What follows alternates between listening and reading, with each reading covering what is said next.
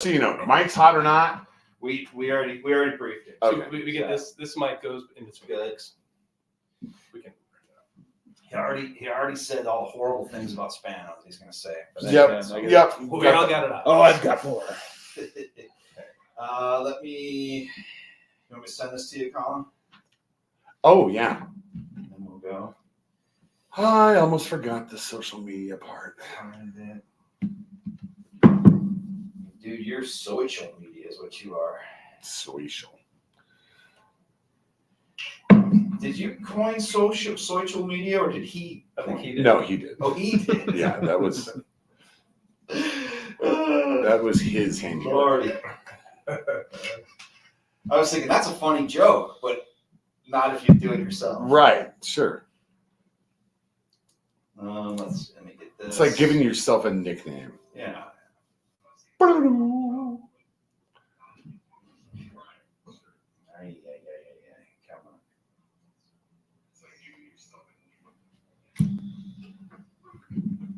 I'm hearing echoes. No, it's from this. It's from this. It's Still echoes. oh, Like, no, I'm just kidding. oh okay. Time and space.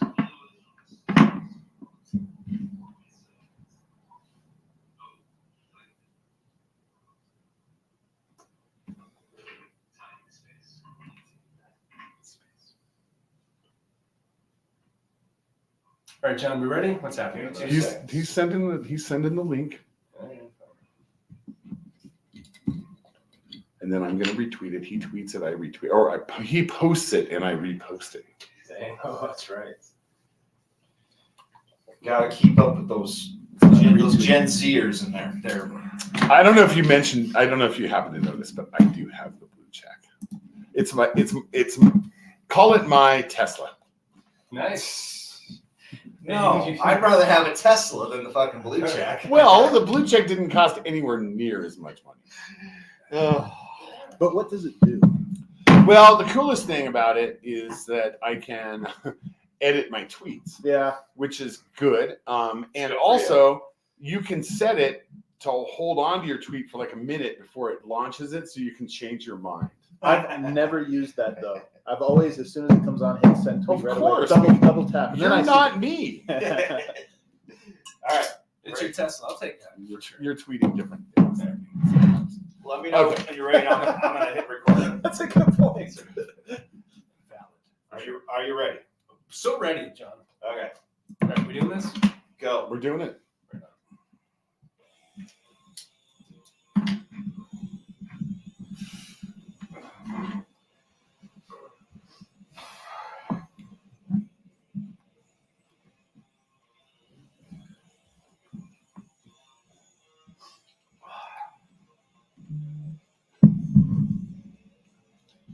Podcasting from the Sportique Studios in Denver, the center of the NBA universe. This is the South Stands Denver Fancast. I'm Colin Daniels with producer Scott Stafford from DNVR and the Locked On Nuggets podcast, the one, the only, Adam Morris,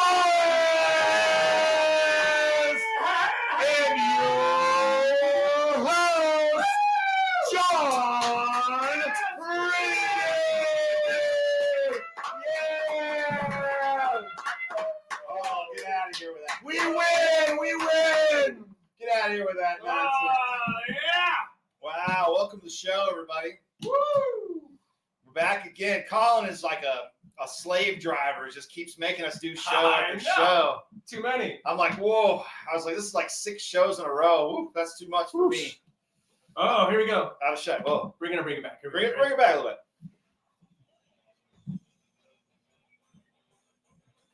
Yes. Woo! All right. We've tried to get him on for a long time, and finally he had a small break in his schedule. It's about ready to get crazy for him. But Adam, welcome to the show. Thank you guys so much for having me. I'm a fan. I like the show. I'm excited to be on. But just to set the record straight, you've never asked. This is the first time you've asked. I said yes. I thought Colin asked you one time. That's Colin's job. I don't know. Okay. Well, one thing I did How ask did you- one thing I did ask him recently was if he wanted to consider taking on the fan cast over there at DNVR. And we had a really good conversation about it. In fact, I think I was having blood drawn while I was waiting to talk to you before that. But and said, hey man, what do you think? And How politely did he say no? well, neither of us said no. Adam did not say no. What I basically said, here's the concern that we have, and that is that we would jeopardize the access the DNVR has. And I said, listen, we could change the show to make it not that way. And Adam said, don't you dare. Right. Honestly, because I think that there is an important role the show plays, and honestly, you have to ruffle feathers. You have to, say some things. You have to be wrong sometimes, in my opinion. And yeah, to come on our network, it probably would have to change it. So You mean like I was wrong when I said the Nuggets would never win a title and I'll drink my pee if they did? Okay, but to be fair, how many people? I mean, there was probably a certain point in the season where you thought, "Oh, this could probably happen." But at what point were you convinced that was going to happen? this one's easy for me. Game 3 of the Lakers series. I know that's Yep. late. No, but that's good. I think that's pretty legit. Well, that's when. Same. But when you say when did you know? That's when I knew. Yeah. But the Sun series, I think Game 5, really Game 1 of the Sun series, I was like, man, this team should win. Should is different than I think they will. They should win. They're good enough. Nobody's on their level. They should do it.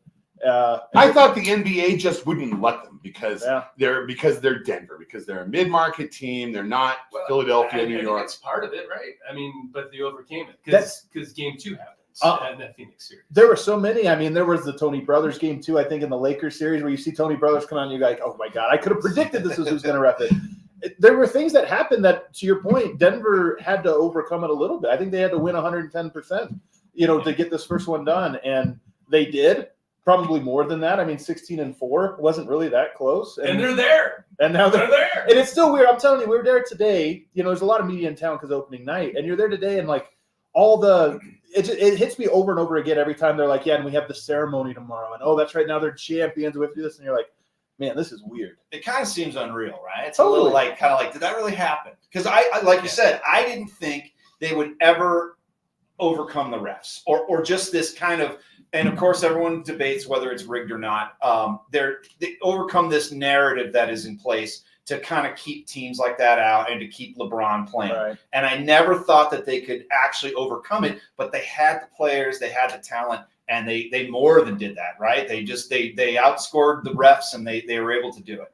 Yeah, and Jokic in particular, man. I mean, it was a team effort. Jamal, unbelievable, this or that, but you look at Jokic, you look at the path, and you're like, okay, they got to go through Phoenix. They were going to have to go through Rudy Gobert. Then you get to the Lakers, and it's Anthony Davis having an incredible playoffs. The Lakers having a great Cinderella run, the narrative behind him, and you think, if he's the guy I think he is, this is going to be like a final test. And not only did he ace it, I think Game 1 of the Lakers series is a perfect game. Mm-hmm. I think there's been very few perfect games in NBA history, and our guy, Nikola Jokic, has one of them. And he did it against maybe the best defender in the NBA. And it was such a powerful game that Jokic is a polarizing player. A lot of people didn't believe him. He converted everyone. It's rare that you get a win so dominant that it actually converts people. Because even the biggest naysayers were like, oh, okay, I guess he's pretty good, right? They were kind of sucking it up. And he went up against the guy. Like sometimes you go up against, you get maybe an easy path or so that. They were looking at it. That was billed as best offensive big in the NBA, best defensive big. Let's see what happens. And by the third quarter of Game 1, the defensive guy got taken off of him. As in, well, that didn't work. We got to come up with a scheme now because this is not mono. And that was the game that Jokic hit that 3-pointer, and Davis looked around. Yeah, So smiled I- and laughed and kind of just said, So "Well, you don't know this, but I have season tickets. So What? So I was, Oh. yeah. Wow, I never Oh, mentioned my this. Well, gosh, Adam, that's- Adam wow. doesn't know Yeah, that. this Adam is doesn't news know to that. me. Did you know I sit on club level? Well, Used to. I got Used to. I don't go anymore. fifth or center court. It's good, a good seat, but it happened right in front of me. So the whole thing happened, and you said it was a buzzer beater, and the way Anthony Davis turned around and looked at him, and almost like he wanted to make out with him. It was just complete astonishment. Okay, we've got some time. He's a busy man. We're not going to keep him here all night, but I want to know a little bit about you, Adam, because I met you before, but I don't know much about you. You're from here. I'm from Denver. Yeah, I'm from Denver. I'm from Thornton. I count that as Denver. I'm Sure. a suburbs guy. Oh yeah, that's fine. That works. Yeah. And so you grew up here. So you have been through all the futility of the Nuggets through this whole time. You've seen it all, and you just have been through the lows and now the highs. So yeah. No, 100%. And when you're talking about this fatalist kind of feel of the Nuggets, I think that's the feeling you get when you kind of grow up in it. Is Hashtag Nug Life.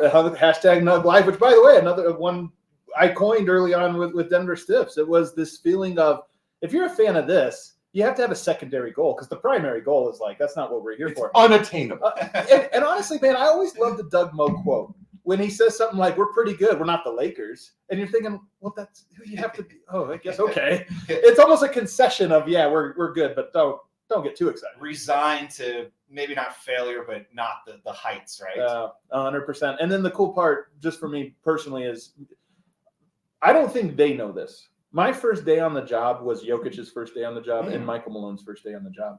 I had been like, credentialed as like a lucky contest winner, and I had showed up and doing like little one-off things. I'd been in ball arena, and it was through those that I had decided I wanted to try to pursue this as a career. But my first day where I actually had a credential and I was actually considering myself on the beat was Media Day 2015. So I went to Summer League the summer before that, so I saw Jokic there. But 2015. So for me, I got to see this whole ride. And while I never really believed it would happen just because of like a curse or this or that, I did think Jokic, I was like, this guy is not Carmelo. This guy's not the typical star. This is like a transcendent human being who so happens to be perfect at basketball. And it changed at least what I thought was possible, even if I thought we were going to lose some hopeless way. You've spent some time around him, and by him, I'm referring, of course, to Nikola Jokic, the greatest basketball player in the world right now. What's he like? We always joke that he feels like a saint, and I'm not trying to deify him in this way outside of the way I access it through basketball and this or that. But he does have this thing where he's just above so much of the BS. I always think one of my favorite things that happened in this run was the Matt Ishbia taking the ball from him, and then they tussle this or that, and then the next day, Matt Ishbia, who shows up courtside with Mel Tucker of all people, he knew what he was doing. It was the ultimate troll job to bring Mel Tucker in and parade him around ahead of Game 5. And I think for most players, that's a tense moment. This is, Jokic comes over, brings him the ball. It's like, hey, buddy. Like, that was, funny. He's just above everything in this way that you're kind of like, oh, yeah, that was the perfect way to handle that. He just seems to have the perfect way of handling all of these weird dynamics that are just little texture to basketball. And then at basketball, he's a near perfect basketball player. It's weird, though, that they kind of seem like people kind of, when he's like, oh, yeah, I don't really care, I just want to go home. And everybody seems to like kind of, not everybody, a lot of people bristle at it. They're like, oh, how can he not take this seriously? It's like, that's probably why he's so good, is he doesn't take this seriously. He's good at what he does, right? And he just shows up and does it. So he's perpetuating a lie, right? He's perpetuating this idea that I don't actually care about basketball. The guy's insanely driven. And I feel like I've uncovered a lot of this about him. That he was doing watching basketball seminars of famous European coaches, not even that famous, but of European coaches over the summer. He's studying them and I asked him why. He's like, you want to learn from these different people what they have. He made a call over to a team called Partizan for a coach called Jekyll Obradovic. He's like the Phil Jackson of Europe. He was watching a Partizan game last year, and he sees something they're doing wrong, and he gets connected to the coach and sends a message, says, hey, you need to change something. And that coach, who's the Phil Jackson of Europe, goes, you're right. That's a great note. I hadn't thought about this. Implements it immediately into their system. So this guy actually is obsessed with basketball, but he portrays the opposite, I think, for various reasons. One is he doesn't want to be famous, and I think he doesn't want to be Kobe Bryant, where everyone's like trying to understand his method. So I think he purposely downplays it. Probably to keep people away to an extent. Keep him at arm's length just so he doesn't have to answer a bunch of fucking bullshit. I think the reason that people have a problem with that approach is that they want their superstar athletes to be role models, and they want them to be Magic Johnson, Kobe Bryant, be out, Those are the role models. And well, okay, maybe bad example there, but or like a Michael Jordan, for example. Okay, well, man, great athletes are dickheads. But people, I think that's what people poo-poo is that he's so nonchalant and he doesn't want to embrace that role as a superstar, and it's obvious. But on the one hand, that's not playing the role of a role model, and on the other hand, it kind of is. Yeah. Because what he's showing is that you can be great, and you can have humility, and you can Right. be fun. I think more than this, though, there's another layer to it. The NBA has really lead into the wrestlingification of the Yeah. league. And that's the part that he has no interest in. So a couple years, I think it was last year actually, the Memphis Grizzlies and the Golden State Warriors start jawing at each other publicly. They're in the summer, they're doing social media back and forth, and they make this big deal. They get pitted against each other for Christmas Day game. And Draymond Green of the Golden State Warriors reaches out on social media in front of everyone and says, "Hey, Ja, we did it. We created this controversy that has landed us a Christmas game." And I remember sitting here thinking, like, this is so dumb that the NBA needs this fake, BS K-fob? public. What do they call it? K-fob? What's the wrestling term? I- K-fob? Yeah. I've expended my wrestling knowledge. It's like manufactured Right. drama. Manufactured drama. And I think that's the part where Jokic is not paying into that. And I think there are people that have a problem with it. And I understand it, to be honest with you. I do think that players deserve to sell their sport. If they want all the money, you do have to contribute a certain amount.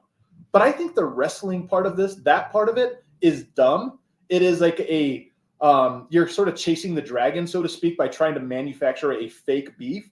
And I think that what Jokic does provide is really it. He's the most interesting athlete I've ever watched.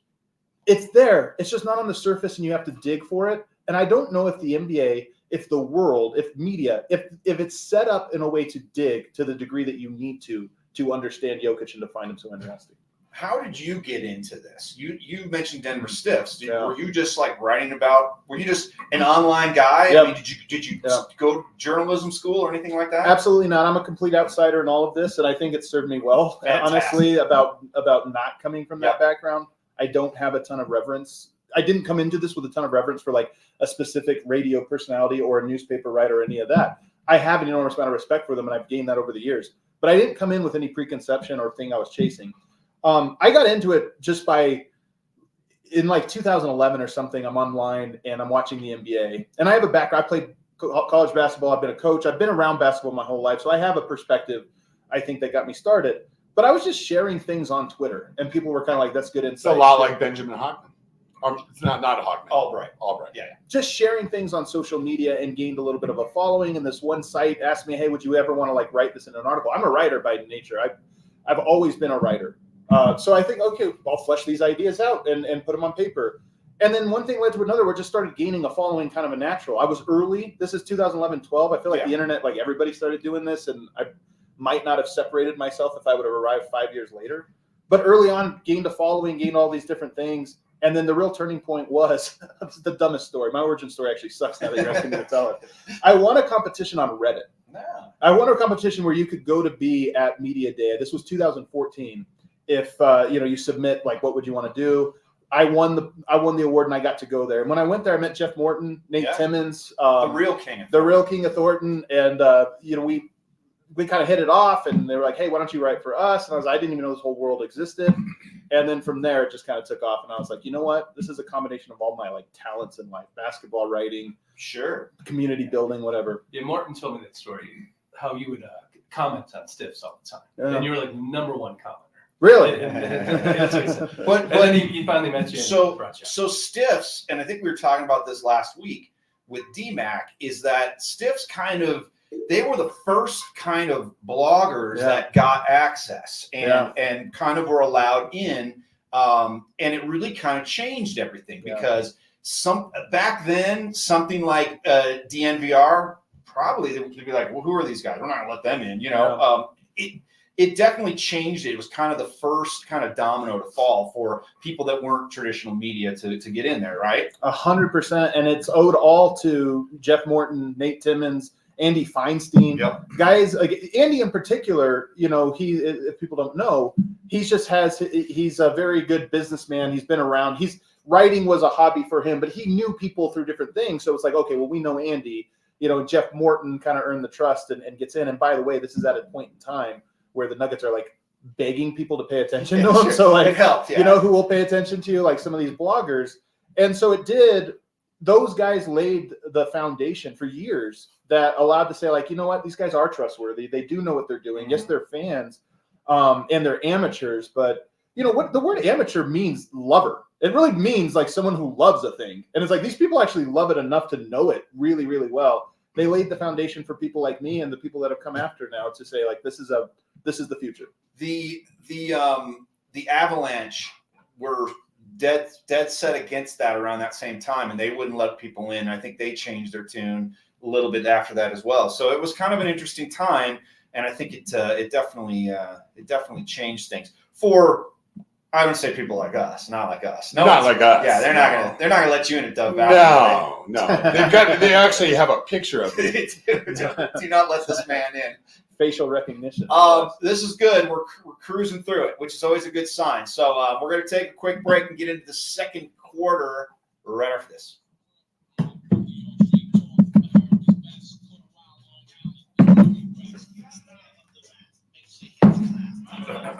All right. So, a few years back, I caught wind that Nicky Jumvala was suing the Broncos. And so I did some digging and figured out why. And I had that shit. I was just like, oh man, I'll never, ever be able to talk to the Broncos ever. But she sued them because she was sexually harassed by a coach. And Got it. I was the only one. Got that. Willing to say something. Well, yeah, exactly. I was Mike Kliss knew, but yeah, I managed to get a Kliss story. Right. And I was able to talk about it. And, yeah, That's crazy. It got back to me through somebody else that the Broncos were fucking steaming. It's funny how things have changed over the years, though. Just with like what's allowed in and what's thought of. I was joking today. There was a question asked by a national media reporter that comes into town. The capital J, right? National media reporter comes into town and he asked Michael Malone, "Did you ever believe LeBron James when he said he's going to retire?" That was 3-4 months ago. A little soundbite. You sit there and go like, "What's your story, man?" Yeah. The Nuggets are getting ready to raise a banner. It's opening night on a new season, and you're asking about LeBron's retirement thing. And I sit there and I always go, and I just kind of laugh to myself, where I'm kind of like, I'm the new media guy. It's the old school guy. Like, which one of these sounds like a ridiculous question to ask a person? But that shows a lot of those people are being left in the dust by folks like yourselves. Yeah. And they seem to kind of be like, they got kind of blindsided by it. And we're like, whoa, wait, what's going on here? Yeah. You know? It's also just funny to think like you took a flight out here, you sat on the plane, you made notes, you go like, what's the story? I get one question. LeBron's retirement. Like, what are we doing, guys? Well, unless he's trying to make a move to get LeBron angrier. He's an LA It guy. sells for sure. It would if Malone did bite on that, which Malone's smart enough to be like, you want a soundbite to throw on ESPN and then we'll put it on the headline. Malone knew, but that's what he was hoping, because then it's Yeah, like, for hey, sure. what a great job. You guys want to get back into it? Yeah. Let's do it. So, See, the beauty of having taken this break, now we come back and we're older and we're tired. So now we're like, hey, let's speed this up a little bit so we don't sit here and get drunk. And you know. it's true. Well, It's I'm true. not quite ready yet. Questions. Almost ready. Yeah, I got a song to play. And I'm sure. All right, this one's a barn burner. I'm telling you right now. I'm sure you've heard the song a million times at this point. Here's Yes. All right. there's go with it. Look at that. It has to happen. Is that an original pressing of it? Yeah. Is it really? That's so cool. They didn't make any represses, that's for sure. Well, I was going to say, maybe somebody repressed it, but the hell did you find that? Twist and Shout, like in 2002 or something. No I think we missed the days when sports could be corny and dumb. Like, this is like cool because of how corny it is, you know. But it's actually a badass song. It's of course it is. It's a super It wouldn't be badass made song. today, though. It wouldn't be made. It's the same with, do you remember the Rocky used to do the images where they wear like a fur coat or they put on fireman costumes and stuff? Yeah, You would never get a player to be like, hey, everyone put on a silly costume. I want to get some levels here on the song because I want to talk about go with the Nuggets real quick. yeah, okay, pretty good there. Yeah, it's great. You're coming back with that after the. I mistaken. Well, I don't know if it's a mistake, but I have a jukebox at my house and I put it in the jukebox so it can scratch it up a little bit. And now I want to go buy like another copy, you know, just so I can save one. And I'm like $200 for this thing. Really? Yeah, I think once it wants to change. Yeah, you know, there's not a lot of them. Yeah, there's probably a handful of them. But yeah, I found it like in a used bin, twist and shout like 20 years ago. No way. Yeah, I don't ever look in the records at thrift stores. I go to thrift stores all the time, but the records are always in It was such a record bad store. shape. Terrible. It was that twist and shout. No, I'll trust the guy who It's owns the legit. record store to do that for me, sure. and then I'll pick through his and pay double. Yeah, I mean, I go to thrift stores a lot. I just found that. Did you see that This is Nugget too cool. sippy cup I got? That's so sweet. We played it And for it's fucking Scott perfect shape. Hastings when he was here, and at that moment in time, I actually had turntables set up, and I suggested it be the theme for the Nuggets again, and he said that's impossible because I own the only copy. But Yeah. I don't think it's true. I think there's somewhere out there. But, It's an era long gone, man. it's a good song. All Okay, right, so you're doing the questions. Questions. Oh wait, You're doing a read. you're doing a read. and then Then- the questions music. Right? Yes. We're- Yes. Come on, we've done like 5 in a row now. Okay. Six. Come This on. is six. Okay. Are you ready? Yes. Are you ready? Yes. Okay. Already. Oh. The return of the South Stands Denver fan cast is fueled by Cochino Taco, with locations in Old Town Arvada, Edgewater Marketplace, and on South Downing in Inglewood. Featuring mouth-watering Mexico City-style street tacos, unbelievable appetizers, burritos, enchiladas, and the famous queso burger. Let's not forget, they have the best margaritas in town. And happy hour from 11 to 6 every single day. Tell them the South Stand sent you and ask for your crunchy beef tacos, Shaggy style. Before allowing his squad to achieve a narrow victory over the Green Bay Packers at home, did Peyton make sure the Bears had lost first? How bad does a quarterback have to be the second worst at Mile High? When the Kansas City Chiefs come to town next Sunday, will they bring their squad with them? How lucky is Denver to be getting Charles Barkley and Taylor Swift to visit in the same week? Is Barkley bummed that we have a new mayor who doesn't know hookers? Does LeBron James love coming to Denver because at least when he's here, he knows who his daddy is? Oh, man. Is it ironic because while in Malone's going to get blamed for that, It's going to happen. Yeah. Is it ironic because while in prison, the other inmates also referred to his real father as Big Honey? Oh, God. You created a monster, Adam. Was someone at ESPN cracking up when he set the Nuggets championship odds to plus 420? Should the good people at All City Sports Network enjoy Brandon Spano while they can before he strikes out to begin his life as Tony Robbins? What's Spano's next project? NYRK, SFCO, DLLS, BSTN, or GTFO? When September said no month could ever be more beautiful in Denver, did October say, hold my Hefeweizen?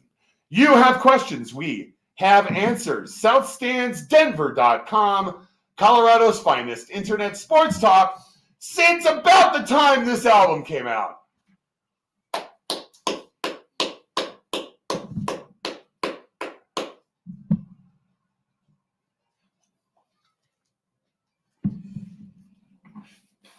This is a jam, man.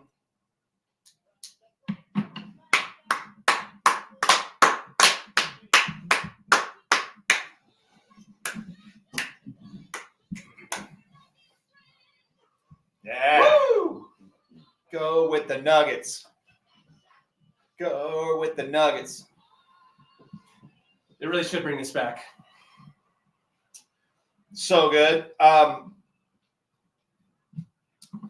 We were talking in the break how this doesn't exist anymore. This type of thing. This type of. I think the Super Bowl Shuffle was the last one, right?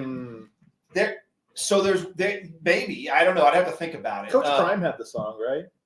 He had his own song. He had a couple albums, I remember, Okay. which was one of the Shaq worst. Fu. Was one of the worst Saturday Night Live performances ever. Was Deion Sanders on Saturday Night Live? Do you remember this? He was. I do not. He was on there and he was lip syncing, and he had a bunch of people kind of dancing around, and they just went to commercial at one point. They didn't, Really? Yeah, it didn't even like end. He just was kind of going like this, and they just kind of faded out. Did any of you see Kenan Thompson doing Coach Prime on SNL? No. I just happened. I mean, I didn't watch Saturday Night Live, but I saw a clip. And It was pretty hilarious. What I was gonna say is, so that song, what year? You think it's 71? Was it 77. 77? Yeah, something like that. 76. 76. The closest thing we've had to this after that is there was a Rockies song. Have you ever heard the Rockies one? No. And it's the same thing. It's so weird because you got that woman singing, and she'd probably be better if she sang the whole thing, because you got kind of like a corny white guy in there.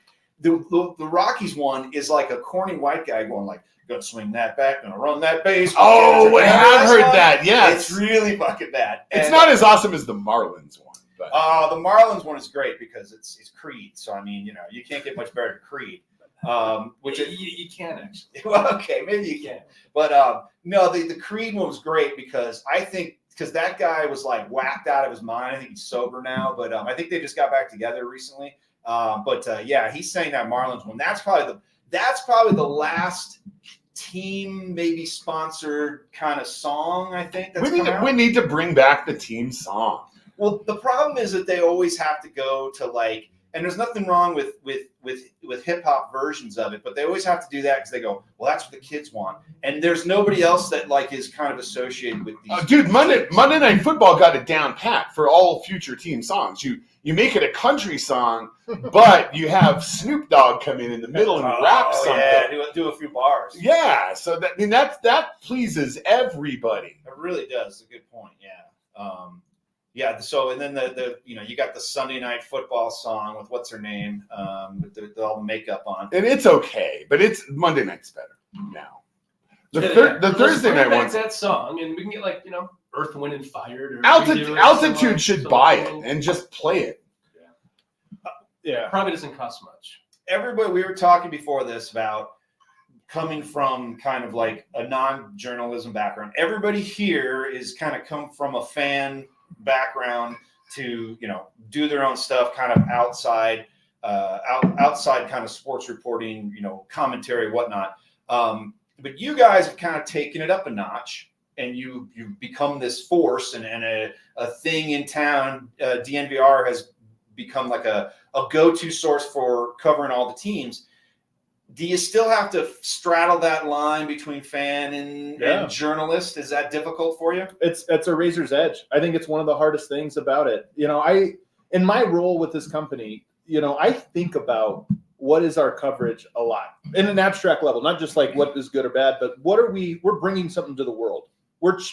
If we succeed in our mission, we're going to change the way sports are covered. And that, as much as that's an awesome like rallying cry, you do want to think about what are the consequences here. And for us, it's a razor's edge between we care about the teams. I don't think it's wrong to. I actually think it allows you to tell stories better. It takes away some stories. There's some stories you can't tell when you admit to being a fan. But there's a lot of stories that you need to be a fan to be able to say, like, no, I know what this means to you. I know what this experience feels like to somebody who grew up in Thornton and watched all these things. So I think a lot about it.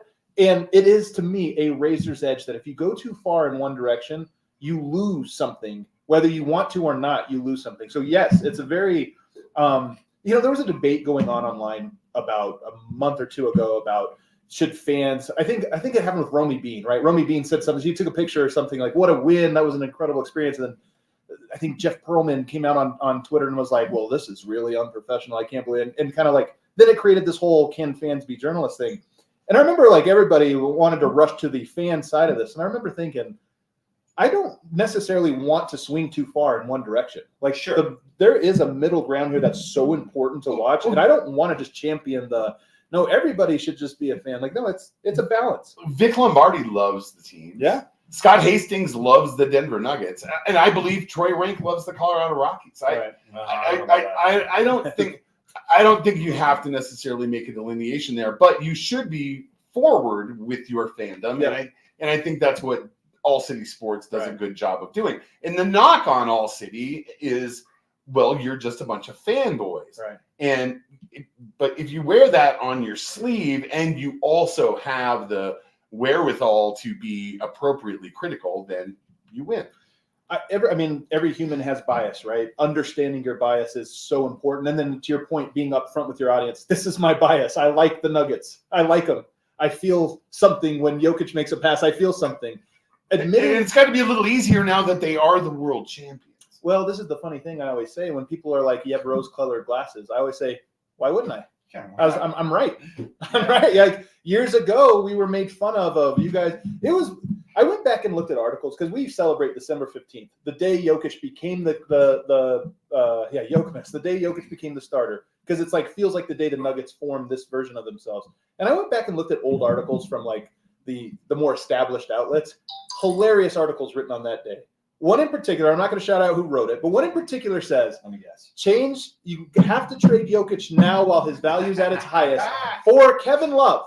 For Kevin Love. If the Nuggets are serious about winning, they'll make that trade. And just to put a cherry on top, they said, because I think they were making fun of altitude or something, they're going to tell you that Nathan McKinnon and Nikola Jokic are cornerstone pieces, but they'll never win in Denver. And I just remember thinking, how great is it that article came out on December 15th, 2016, That's the holiest holy fantastic. days. That is Wow, fantastic. that really happened. Really happened. In here. And by the way, Okay. scrubbed from the web. Oh, really? Hey. How do you? It's It's gone. obviously Mark Kisla. It's not. I'm not going to tell you. I can figure it out. I don't think the post can scrub from the web. Okay. Well, here's this is what I was thinking. It was like, so people like Kisla, Dater, they are not fans of these teams, and that's their calling card to say, I'm not a fan of this team. And they will tell you how they're seeing it, and I appreciate that. But I think that you also kind of lose that, like I know this guy doesn't give a shit about this. Right. And so, but I know you give a shit about the Nuggets. So I go, I know that guy feels strongly about him like I do. So I can at least listen to that. Now, if you said something or somebody said something that was like, not critical, dodging being critical, Right. yes, you could call that out. Scott Hastings, a perfect example. Scott Hastings loves the Nuggets, and he is the Nuggets guy, and everyone accuses him of being a homer. But that dude, if they're playing bad, he will say it, Yeah. and he will not shy away from saying, "Oh, they're playing really terrible," And that's what you want. You want somebody who's passionate, but you also want somebody who makes sure to call it like it is. And I think that with a lot of these old school guys who are like, "I'm not a fan," that just gets old after a while. And you're like, you know what? I would prefer that someone gave a shit. Not Let me ask you this, Adam, in very concrete terms. What makes a beat reporter good? This is a good one. I think understanding the way all these pieces work together, because sports do connect to a lot of other things, adjacent things to it, the connection to the city, ownership connection, all these different things. A good beat reporter, I think, understands the way these things connect and is interested and curious enough to be able to explore the way those things connect. So the rhythm of the team you're looking at, the dynamics between the players and the coaches and what's going on, uncovering that, the agents, where does that come into it? How is that being affected by the ownership? All of those different things, to where you're curious enough and aggressive enough at looking into all of those things that you can look and see the whole forest and be able to point out the trees and be able to tell the stories that are within it. So it takes an intense curiosity. It takes, I think, a level of understanding and like you have to be smart to be able to connect those dots and to understand how they all play off of each other. Speaking of connecting, in order to be an effective beat reporter, what kind of connections do you have to have within the team? Yeah. This is a good question as well. And I think it's changing over time because I think teams are becoming more and more removed from sharing those things. They want to tell their own stories. But you need to be around the team every day. I mean, you just have to, as frequently as you can, you need to be around them so you see the different rhythms. You need to have a good working relationship with the coaching staff, with the front office, with the players, not as a friend, but as somebody that can go there and say, hey, I what's going on here with this or this thing. Not as a friend, but a level of mutual respect. And look, you can't always determine who's going to respect you, right? You can do your job perfectly well, and the player's not going to respect you. People think this all the time. They always think that, like, I'm a big Jokic guy. I was early on Jokic. They think, is Jokic, he's your buddy or this or that. I said, guys, my relationship to him is pretty similar to your relationship to him. I'm just around him more. He But probably recognizes he you, recognized, but- of course. And we went to Serbia, we do all these different things, but he's not a guy that he's not hitting me up to tell me like, hey man, love the show tonight, anything like that. Very, very moved. But I feel very proud that I ask Nikola questions that nobody else not only asks him, but knows to ask him. And the reason I know to ask him is because when I talk about connecting all these things, I can tell you a lot about his Serbian culture that connects to him and his personality. I can tell you about his Serbian upbringing and how it connects. I can tell you about his agent and the way that plays into it and how it connects to all of this. I can tell you the different moments that happened back in 2017 that shaped why he's so prickly with the media. And I can trace those things and say he changed at this moment. This thing really affected him, and now this dynamic is strange. I can tell you all those things. Some of them are obviously on record. I could share them, and some of them are off record, but they paint how I view and how I approach different circumstances with them. And so for me, and again, I'm not necessarily a beat reporter, but to me, I have a depth of knowledge about this team that goes through all of these different branches that allow me to understand what I'm watching through different lenses. How much is it going to Serbia? And I want to talk about that a little bit later. But how much did that, everybody that went, how much did that kind of clue everyone in to maybe how he functions? Like a ton or? Unbelievable amount. An unbelievable amount. I think the story of Nikola really is one of, first of all, Serbia is very fascinating. It's not really a Western country or a Western culture, but it's not really an Eastern one either. It's sort of in between. It's very unique. You even just think about religion. They're Orthodox Christians there, which is not, we think Catholic Protestant. There's this third arm to Christianity that we don't even know about that permeates their culture and this or that. I was married in the Orthodox Church. Were you really? Yes. There you go. The big Alameda, the big gold dome. Okay. Do they have the crowns? You got to hold the crowns up? Up the crowns above my bet, head. yeah. My wife's Russian Orthodox. There you go. And again, just as an offshoot, my favorite author is Dostoevsky. He's an Orthodox Christian as well. And a lot of his writings come from it. So it also, another thing that just gives me a little bit of an insight, because I think it is a huge part of, not necessarily, like, I don't think Jokic is a particularly religious person in that way, but culturally there are things about the religion that affects the way he views the world. So to me, and then you just think about Serbian history. How do Serbians view themselves? I'll give you an example. His brothers, he beats the shit out of Markieff Morris, right? Causes him whiplash. Here's his back. And his brothers are there, like, we want to fight. Don't you do anything. And there was a narrative that came out of that of, oh, you don't mess with those Serbians. You don't mess with them. Those guys are killers. And I always think, like, that's a cool narrative to have. Like, and there's a lot of truth to it, right? When I went to Serbia and talked to people, they were, how is Serbia portrayed in American media? And I said, well, they're tough. You know, you guys all will say we're killers. Don't mess with them. They're mean. They're this or that. And it's a very negative thing. And we're proud that you think we're tough. But why are we always portrayed as this, like, thug, murderers or this or that? And I may think, man, I would have never guessed that Jokic maybe doesn't like the way he's viewed as this, like, killer in a way that has these negative connotations. There's a very strong Russian background with Serbians as well. It's an interesting, all of it's so fascinating because everything is, each country has its own religion. It's like when everybody thought Danilo Gallinari was a hitman. Well, see, here's the thing is maybe you don't want anyone to think you're a killer, but you want the guys that are backing you up think they're all killer. And you'd be like, hey, well, I got these guys behind me. So the fact that they were smashed together as Yugoslavia is always just amazing to me. It's fascinating. Because Serbia, Montenegro is very Orthodox. Sure. You go Bosnia, it's Muslim. And then you go down to Croatia and it's Catholicism. Right. And it's just, and you tell the second you cross the border into one of those places. Have you had a conversation with Jokic at all about your time there? So no, well, yes, and I said something because I made a big documentary. I mean, I went really deep on this, where we started studying the history of Yugoslavia and the history of their basketball. I watched it, by the way. It's fantastic. The thing I'm most proud of that I've ever done professionally in my life. But so I'm very proud to show him. And I talked to his brothers about it. They loved it.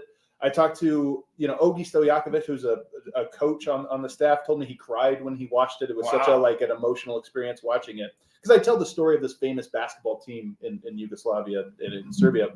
And when I went to Jokic and I told him, like, hey, man, I made this documentary, he said, brother, I don't give a shit. Now, I think he's lying.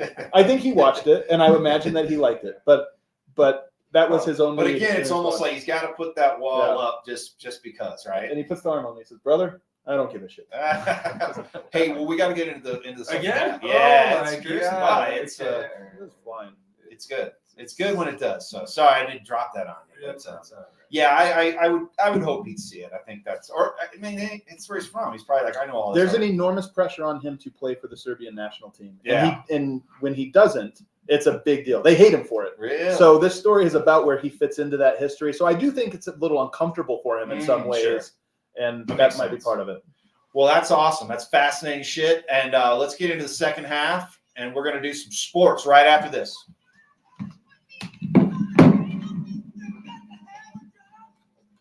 When I heard he wasn't playing for the Serbian national team, I was like, fuck.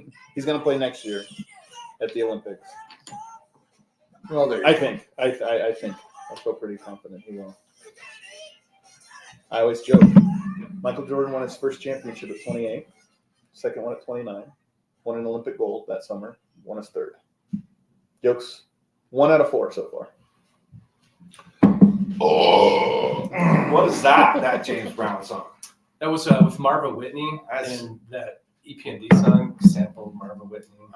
Okay. So kind of play off each other. Someone's gonna pick that up, maybe. I love James Brown so much. Like over the summer, I just listened to fucking everything. So good. Reedy, I've never told you this, is a little corny, but you wrote one of my favorite things. Uh-oh. The I guess you call it a eulogy of El Chapultepec. Oh, Just- yeah. And you had one of my favorite lines about, something about the nice thing is 10 years from now when Montfort has added 3 stories to it to support the Brewers, Cubs, and Dodgers, we'll all remember a time when things didn't totally suck. And I just remember being like, what a fucking bar. What a fucking bar. Because it really is the soul of like the changing Denver landscape, the Rockies, and all this shit. It's like, yeah, that's probably going to be a dope-ass Cubs bar someday. That bar was an original. I mean, it'd been around since the course. 50s. Well, even before that, but like, fucking Jack Kerouac's hanging Right? out in there and Yep. shit. So Yeah, that place, Cruise Room, my brother's bar. That's like, Cruise Room will never go away. I don't know, but those are the places, that Oh, yeah. like from, Do you know the DNVR bar from, the bank? Yes. Do you know it before that? Yes. No way. My friend worked there. The New Yorker? Or was it something else in between? Yeah, it was something else. No shit. I want to do a deep dive history of the bar, of that building. He was a bartender there. No way. Yeah, and he worked there for a long time because I remember when it'd been, it was a couple things in between, right? It was the soccer bar. Yeah. It's if you said it, I'd remember it, but it wasn't. Well, you're thinking Three Lions? Not Three Yeah. Lions. Before the bank and then like we're talking like 80s, late 90s. Late 90s. Yeah, late 90s. LA Red is just the bank. That's where most people remember as the bank. When was it the bank? I think it's 2000. I thought it was late 90s, to be honest, but maybe my timeline's off. But I know the 2000s for sure. If you want to talk to him, he Really? probably talk to you. Oh yeah. for Well, sure. whenever I do this, because Okay. I think it'd be a cool, I don't think it's more than a 10-minute feature. We Yeah. just kind of say, hey, this bar's been like 10 bars over Denver's history. So it said, I know when Spano first moved in there, he like that was his buddy's place, and they were Well, And it was a famous, so it's, what is it? What is the name of it? Little Pub Company. So they own a bunch of the bars around town, and it was theirs. Mark Bergens was the owner, and yeah, he was the one that reached out originally saying, "Hey, man, why don't you partner into this thing?" And it obviously worked, except for fucking COVID, yeah. and then it changed hands. They sold it to a different partner, but yeah, it was that reskin worked out really well for everybody. the new look of it. You're saying? Well, just the moving into. Oh, moving into that bar. Yeah. Yeah. I mean, that bar is doing a ton of business. Yeah. Yeah, because part of that. And you guys got a place to work. So that's when you started then, right? When that happened, roughly, right? Me personally, Yeah. well, DNVR is when I started with the rebrand. So that Wait, was was it it was 6 rebranded months then? before. It was 6 Okay. months before. It was September. Yeah, it was a Before while that, there was he had a place in Lakewood. Who's that? Uh, Oh, yeah. I mean, we were in a. Oh, he had a strip thing mall, and it was downtown. He had an office downtown, like Yeah. right near where's the cruise room at? Oxford. Oxford? Yeah. Place over Yeah, there. it's Oxford. No, I it was- texted him. I'm gonna find out what he said. What it was. He'll let me know. the New Yorker is what it was called prior to that, I believe, because that was like a jazz bar. And I actually the way I met is I met a musician who said I used to perform here with the New Yorker. Well, I've seen pictures of it, but yeah, an old jazz bar. I don't I think know it's if it so was. cool. It It must was have the been bank forever. The It bank must have is- been the bank. McCool Most story. people go back to the bank, but I have photos of it. He as the must New have been the bank. He'll let me know.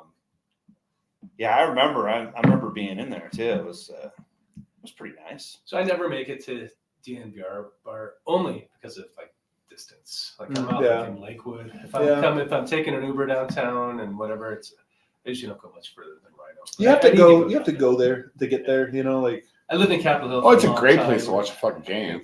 Oh, It was man. just- It's the second best. I You haven't said been there. this is my Google review. I went in there It's one the second night best for, thing like, to a actually drink, being at the game. but, Oh, there was I a agree. game going I on. honestly Oh, agree. It was And pretty good. sometimes, not most of the time, but sometimes it's, in my opinion, it's actually even a little better.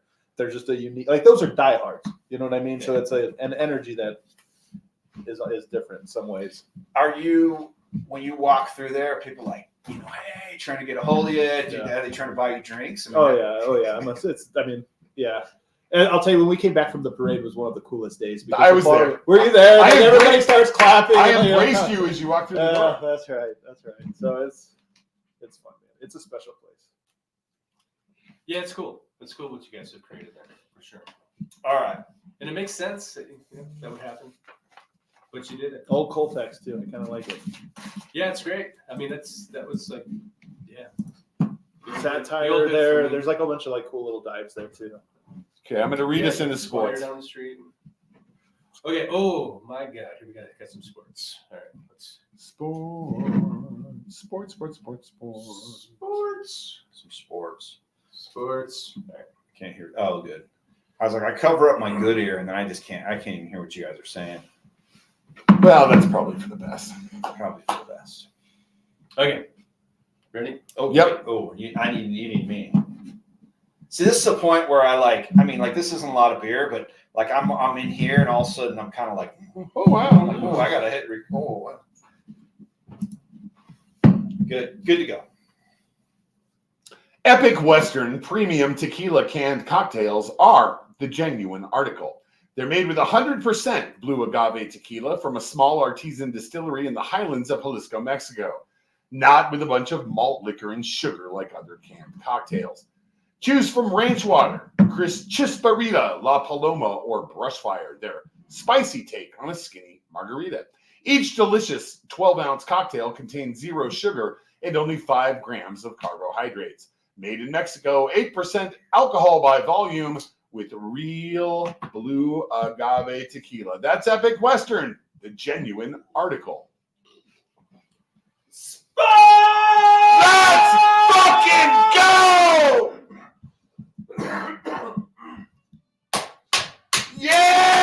Yeah! We're raising a fucking bear tomorrow, motherfucker! Let's go Nuggets! Nuggets on 4! 1, 2, 3, 4! Nuggets! Nuggets! Sports! Nuggets! Sports! Sports! Denver sports. The hub of the NBA Championship. universe right here. Championship sports. We got How Sports. crazy is that? we got inside the NBA coming out here, man, setting up. We got all the national media out here. It It's is so amazing fucking today. cool to have a So champion in town.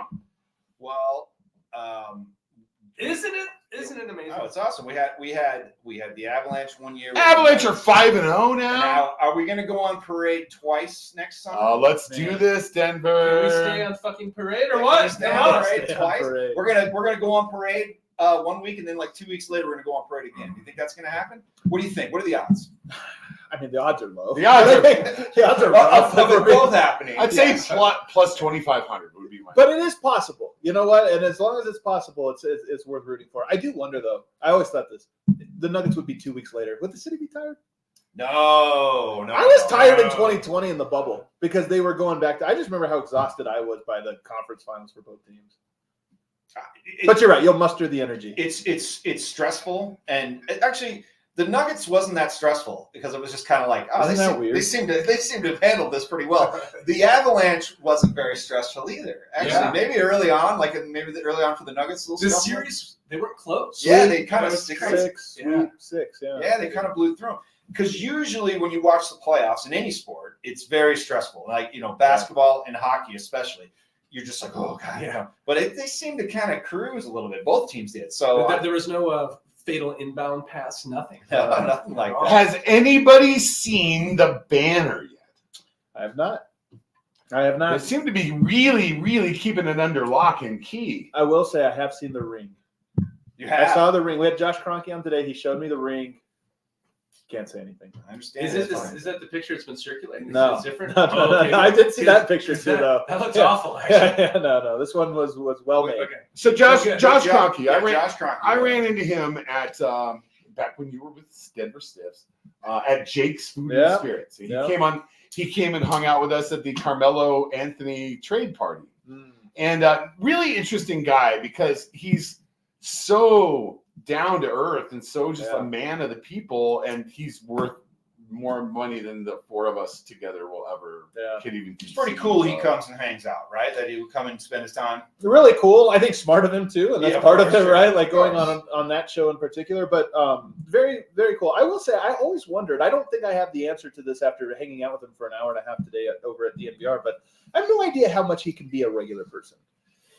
How do you mean? Like just because of how wealthy or how famous? Because he's not like Because his life is different. His everything about it. Like I wanted to play a game with him today. We ended up going against it. I wanted to play a game where I asked him how much is like certain items that, like how much is milk. You know? like when George Bush didn't know how much bread was. Yeah, exactly. Just kind of ask him these questions because, like, do you know how to start a lawnmower? You know what I mean? Things that he probably has no frame of reference for. I bet he you started a should've- lawnmower. Come on, so You think he started a lawnmower? of course. Come on. I Do you bet. think he has?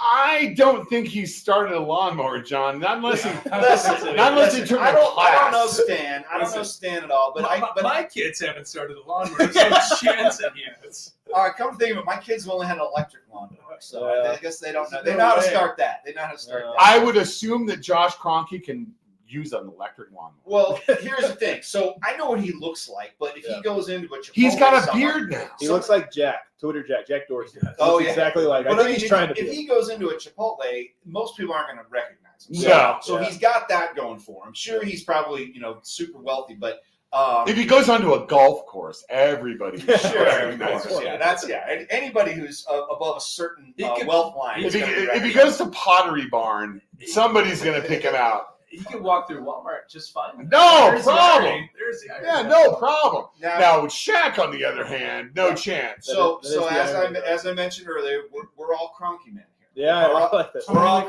Kroenke men. men. Yeah, That's we're big the Kroenke men. We love our Nuggets, our Avalanche, our Rapids, our Rams. Oh, we So if I love stay our on Oh, Rams- big Rams. Rams guys. the Yeah. Arsenal. We love our SoFi Stadium. We do, yeah. Scott's Gorgeous. been I'm there. getting a Puka Nakua tattoo. Are you Yeah. good? Yeah. But it's kind of that thing. Like, I think they were. I don't know. I don't follow English soccer that closely, but I know like Arsenal fans are always complaining about Kroenke and this and that. And I was like, you know what? I'm a Kroenke man. Look at all they've given us. They've given us these championships. The Rams got a championship. It's pretty sweet. So I wish that's he'd what- buy the fucking Rockies. Yeah, exactly. So, but yeah, that's the Kroenke man movement, and we're all on board. And I just wanted to state that we're all Kroenke men. All hail fucking Kroenke. Mhm. It's hilarious. This is actually the most hilarious thing. I love it. I'm so into it. Well, look, we respect billionaires. Yeah. So that's Yeah. the thing. And Totally. actually, Colin didn't respect billionaires until DMAC set him straight last week. Yeah. And That's then- true. And then he got it. Now, I got kind of down on billionaires after a while, but yeah, D-Mac. Well, here's You were calling him Peener, and now it's back to Penner, right? no. No. I'm still calling him. Oh. Listen, I respect the Cronkies. I do not respect the Walton Peeners. I will not respect them. They got to earn it. Until they earn it, that I will not respect them. But all hail the Cronkies. You guys are doing a great job. God bless you. That's why I say that. But along those lines, with the continued spat with the Comcast, the Suns owner, he put them on regular TV. Yeah, he did. What's preventing them from doing that here?